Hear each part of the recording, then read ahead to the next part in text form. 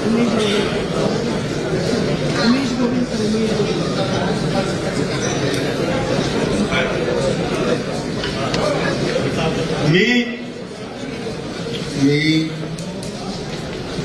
दिलीपराव दत्तात्रय वळसे पाटील विश्वासाची शपथ घेतो की कायद्याद्वारे स्थापित झाले आहे अशा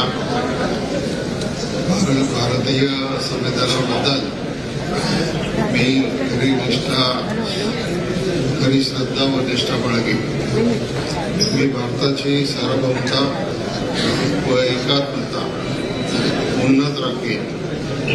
मी महाराष्ट्र राज्याचा मंत्री म्हणून माझी कामे निष्ठापूर्वक व शुद्ध बुद्धीने पार पाडेन आणि संविधान व कायदा यानुसार सर्व तऱ्हेच्या लोकांना मी निर्भयपणे व निस्पृहपणे तसेच कोणाच्याही विषयी ममत्वभाव किंवा आकस न बाळगता न्याय वागणूक देईन. मी दिलीप दत्तात्रय वळसे पाटिल ईश्वर साक्ष शपथ घेता कि तो इस वक्त दिलीप वळसे पाटिल शपथ ग्रहण कर रहे हैं. महाराष्ट्र में गृह मंत्री का कार्यभार संभाल चुके हैं दिलीप वळसे पाटिल और इस वक्त शपथ ग्रहण कर रहे हैं बीजेपी और एकनाथ शिंदे के साथ जा रहे हैं. यानी इसका आप पूरा इम्पैक्ट समझिए. एनसीपी के वो वरिष्ठ चेहरे जिन्होंने कार्यभार संभाला है, मंत्रिमंडल संभाला है और शरद पवार के खास रहे, अब पाला बदलकर अजीत पवार के साथ बीजेपी में शामिल हो रहे हैं. इस वक्त दिलीप वळसे पाटिल को आप देख रहे हैं शपथ ग्रहण कर रहे हैं बतौर मंत्री एकनाथ शिंदे की सरकार में. इससे पहले कांग्रेस में भी रहे हैं, लेकिन कांग्रेस में आने के बाद एनसीपी में और अब शपथ लेकर मंत्री बन गए हैं. अब कैबिनेट का हिस्सा होंगे, शिंदे कैबिनेट का हिस्सा.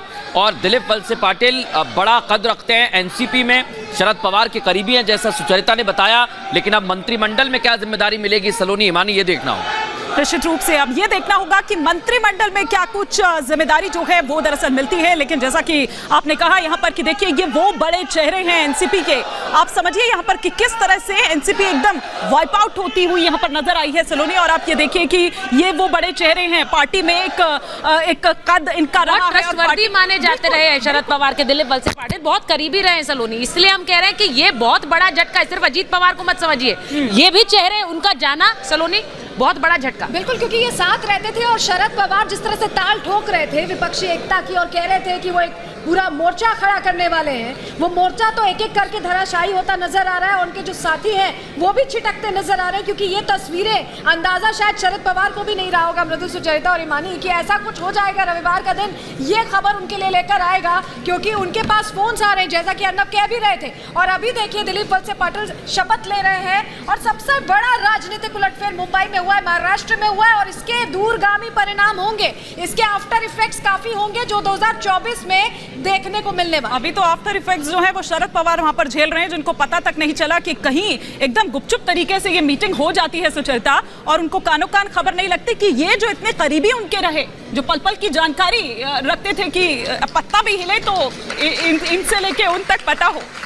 अभी जो अंदर खाने हुआ है उसका इम्पैक्ट भी कैसा दूरगामी होगा उसे समझने की जरूरत है. 9 मंत्री जो कि एनसीपी से अब अजीत पवार के साथ एकनाथ शिंदे की सरकार में होंगे. लेकिन आपको बताएं कि ये जो तस्वीर हम आपको दिखा रहे हैं, अर्नब गोस्वामी का इंटरव्यू देवेंद्र फडणवीस के साथ, ये तस्वीर इसलिए जरूरी है दिखाना क्योंकि बुधवार को जब ये इंटरव्यू किया उसी समय ये संकेत मिले थे और अर्नब ने देवेंद्र फडणवीस से पूछा था कि क्या अजीत पवार के साथ जाने के बारे में आपने सोचा. अर्नब ने बार बार वो सवाल पूछा. देवेंद्र फडणवीस उसे डक करने की कोशिश करते हैं, पहले की बात करते हैं, लेकिन उस समय बार बार अर्नब ने ये सवाल इसीलिए पूछा क्योंकि अजीत पवार के साथ अंदर की खबर ये आ रही थी कि बीजेपी और खासकर देवेंद्र फडणवीस इस पूरे मामले को आगे बढ़ा रहे हैं. और जैसा अभी अर्नब कह भी रहे थे कि देवेंद्र फडणवीस की भूमिका इसमें बहुत अहम रही है अजीत पवार को इस तरफ लाने में. तो वो संकेत अर्नब गोस्वामी के इंटरव्यू में बुधवार को ही मिल गए थे मृदुल, और अब वो देखिए जो इंटरव्यू से संकेत मिले उसकी तस्वीर आ गई. बिल्कुल, कई बार कोशिश की बचने की, लेकिन आखिरकार बुधवार को जो संकेत मिले